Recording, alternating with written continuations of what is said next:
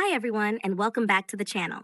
Today, we're delving into an influential concept in behavioral psychology, operant conditioning. If you're curious about how behaviors are learned and reinforced, this video will provide a clear understanding of operant conditioning and its applications. What is operant conditioning?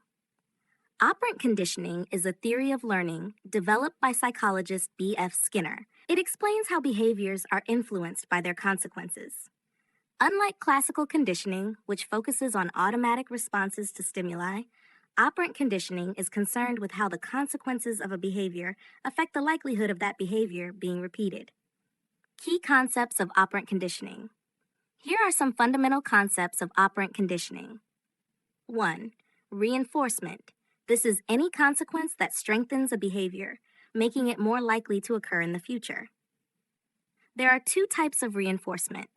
Positive reinforcement, adding a pleasant stimulus after a desired behavior to increase the likelihood of that behavior being repeated. For example, giving a child a treat for completing their homework encourages them to do it again.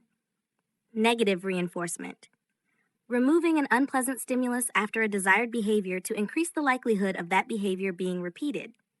For instance, taking away a chore when a child completes their homework can encourage them to finish it regularly. 2. Punishment. This is any consequence that weakens a behavior, making it less likely to occur in the future. There are two types of punishment. Positive punishment, adding an unpleasant stimulus after an undesired behavior to decrease the likelihood of that behavior being repeated. For example, giving extra chores as a consequence for breaking rules. Negative punishment, removing a pleasant stimulus after an undesired behavior to decrease the likelihood of that behavior being repeated. For example, taking away screen time as a consequence for not completing homework.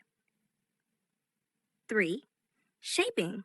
This involves reinforcing successive approximations of a desired behavior. It's used to teach complex behaviors by breaking them down into smaller, manageable steps. For instance, teaching a dog to roll over might start with reinforcing the behavior of lying down before gradually progressing to rolling over. 4. Schedules of reinforcement. These are the rules that determine how and when reinforcement is delivered. Common schedules include fixed ratio schedule. Reinforcement is provided after a specific number of responses.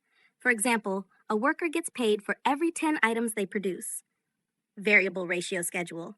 Reinforcement is provided after a varying number of responses, which makes the behavior more resistant to extinction.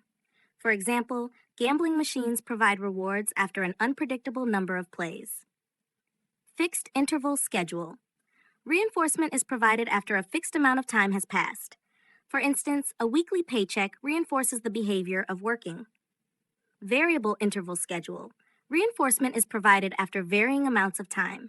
For example, checking your phone for messages can be reinforced by receiving a text message at unpredictable times.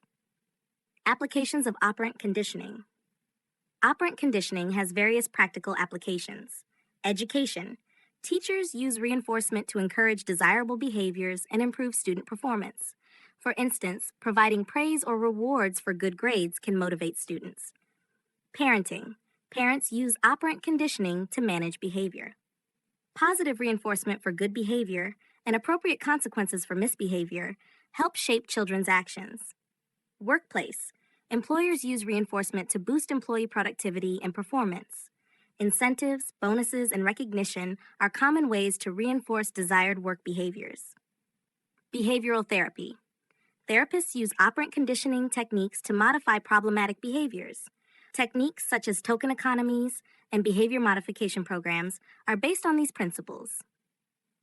Conclusion. In summary, operant conditioning is a key theory in psychology that explains how behaviors are learned and maintained through their consequences. By understanding reinforcement and punishment, we can effectively influence and modify behaviors in various settings, from education to the workplace. Thanks for watching. If you found this video helpful, please give it a thumbs up and subscribe for more content on psychology and learning theories. Share your thoughts or questions in the comments below, and let me know if there's another topic you'd like to explore. See you next time.